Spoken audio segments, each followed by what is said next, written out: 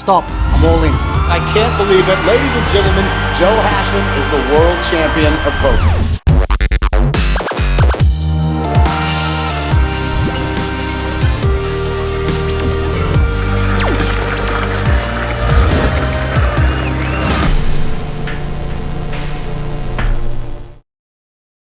When I was struggling to take my game to the next level, it was so hard to find any good advice.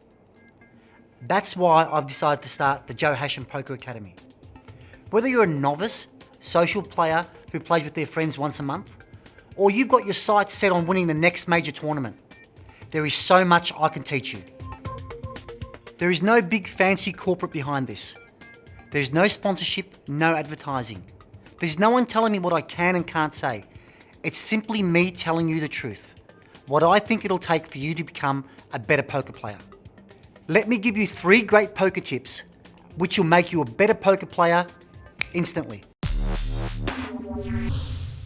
When you're in a hand and you want to work out what percentage of the time you're going to make your hand, there's a very easy way to work it out without having to look at charts or odds calculators. On the flop, work out the number of outs that you have to make your hand, multiply it by 4, will give you your percentage of making your hand with 2 cards to come. On the turn, it's multiply it by 2, and that'll give you a percentage. For example, let's say I have Jack Queen in my hand, and on the board is 9, 10, 3. Now, any 8 or any king makes me a straight. There's 4 8s, 4 kings in the deck.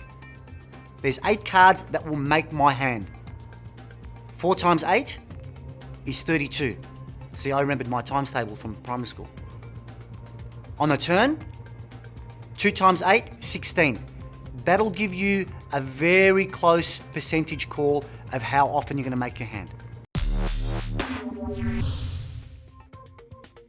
The rule of 5 and 10. You know how quite often in a tournament you'll be holding a hand like 8, 10, pair of 4s, pair of 3s, 7, 6, Jack 9, and there's a raise ahead of you, and you're trying to work out whether you should call or not.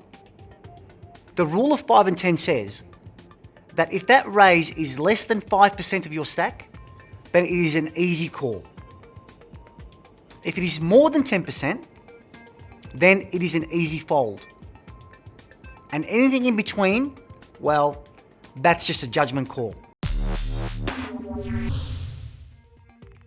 To understand fold equity, you need to know what the chances are of your opponent folding. So how much does he or she have invested in the pot? Are they pot committed? What does pot committed mean? Do they have too much of their stack in the pot to not be able to fold now because they're committed to the pot?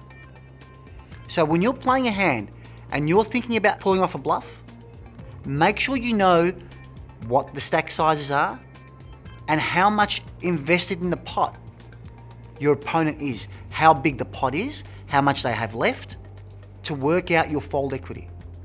If someone has more than 50% of their chip stack in the pot, they're not folding. You need to understand that very quickly. With the help of modern technology and super fast internet, I will deliver my video systems to you on a regular basis. I will share my tips, my golden rules, my poker strategies, some stories that you may not have heard about.